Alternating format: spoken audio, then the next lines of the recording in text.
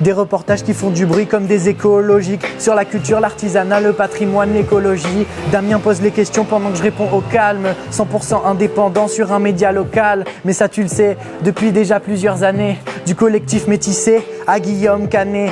Et je fais ça avec passion. Plus d'une rime dans le sac, plus de 10 ans de carrière dans le hip-hop et ça t'épate. Là où tout a commencé dans mon quartier devant les Acs. Après on ira à Pama, à la maison ville de Pessac. Pas de disque d'or, mais pas loin de la Côte d'Argent. Je vais pas faire le mec connu, donc j'ai pas encore d'agent. Mais quand on me dit à 17 ans qu'est-ce que tu fais de ta vie, je te dis je suis en interview, donc authentique, très vrai. Même pour une intro, je m'applique, t'as vu. Et c'est Billy sur Atlantique TV. Salut Billy, ça va? Ça va et toi? Bien, ben merci de nous recevoir.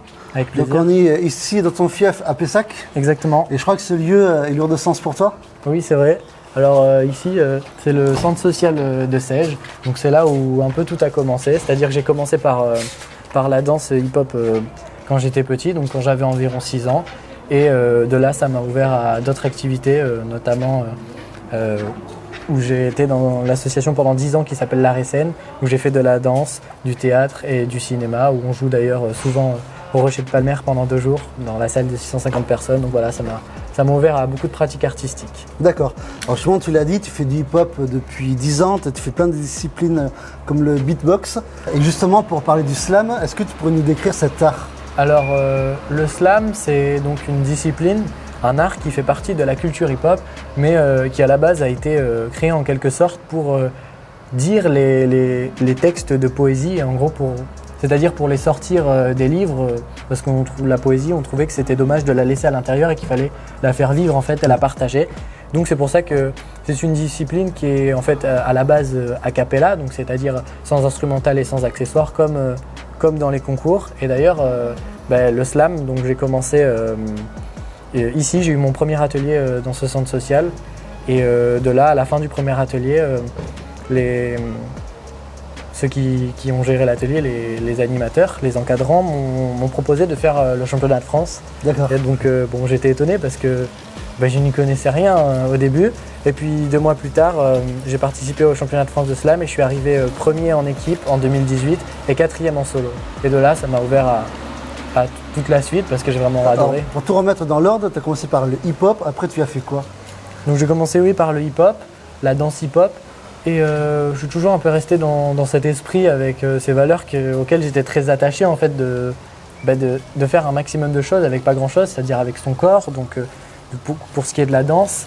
Et ensuite le slam, ce qui m'a attiré aussi, c'est le fait que c'est toujours a cappella, on peut le faire dans la rue ou on peut le faire très bien avec énormément de matériel dans une grande salle, mais il y a un côté où c'est le partage en fait. Et c'est ça qui m'a vraiment attiré. Et à quel âge tu as commencé à écrire tes premiers textes? Du coup j'avais 11 ans. Quand j'ai commencé à écrire. Il faut être habile quand même pour manier les mots, tout ça, les rimes. C'est très plaisant, hein. On s'y fait rapidement en fait d'arriver à exprimer des choses avec le fond tout en y mettant une forme comme les rimes et petit à petit les assonances, les allitérations et ça devient plaisant, quoi. Alors je crois que tu voulais me montrer un autre endroit qui est aussi cher à ton cœur. Oui. Tu peux nous en dire plus? Alors l'autre endroit, ça s'appelle Pama, donc c'est un éco-studio de répétition et d'enregistrement qui se situe à Pessac. Et donc allons-y. On y va? Let's go.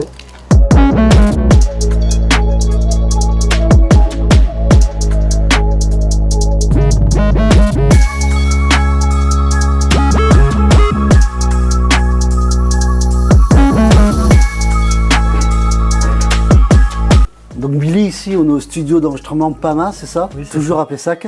Exactement, alors c'est un studio du coup d'enregistrement et de répétition et c'est ici que j'ai pris mes premiers cours de beatbox il y a 4 ans avec le beatboxer Bouki Blanco.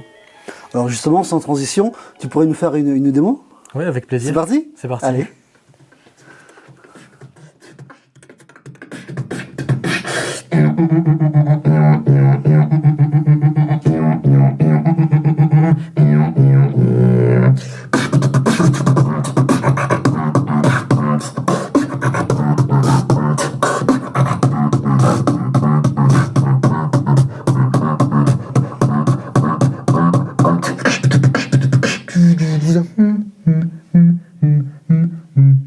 No.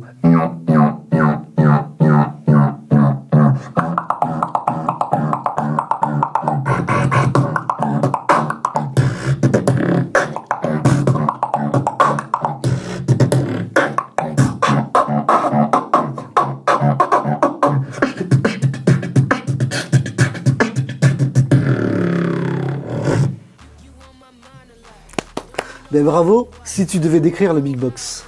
Alors le beatbox, c'est faire de la musique avec son appareil phonatoire, donc c'est-à-dire le nez, la gorge et la bouche. Et c'est un art à part entière, toujours dans la discipline du hip-hop. Et ce que j'adore en fait, c'est que comme quand j'ai commencé le hip-hop ou le slam, c'est ce côté assez naturel où en fait tout le monde peut le faire. Et c'est un art qui se partage, qui peut très bien être fait n'importe où dans la rue, comme sur de grandes scènes. Il faut l'entendre pour reproduire tous ces sons.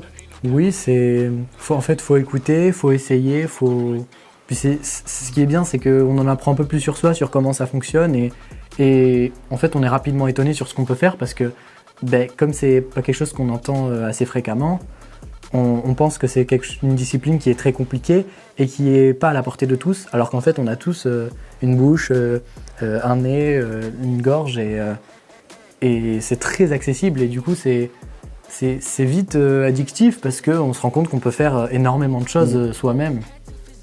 Alors Benny, moi j'aimerais qu'on parle un peu plus de toi. Là actuellement tu fais des études? Oui, c'est ça, alors je suis en terminale avec spécialité cinéma audiovisuel. D'accord. Et plus tard tu voudrais faire quoi? Mélanger toutes ces passions? Ou faire plus du cinéma, plus faire du beatbox ou du hip-hop? Alors c'est vrai que c'est compliqué, c'est vrai que je suis passionné par le monde artistique et les arts de la scène en général.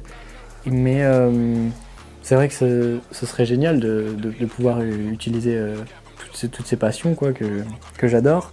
Et je sais pas vraiment, je verrai, mais c'est vrai que je vais continuer à essayer d'avoir un maximum de projets, de choses qui me font plaisir et de partager, que ce soit en slam, que ce soit plus au niveau scénique, spectacle ou directement dans la musique. D'accord. Alors pour parler de la suite, est-ce que là, dans les prochaines semaines, les prochains mois, tu vas avoir des dates, des concours hip-hop, beatbox? Alors c'est vrai que j'ai quelques concerts ce mois-ci en septembre. Où ça? Alors j'en ai un à Pessac-Sège le 30 septembre. Et j'en ai un Notez le rendez-vous.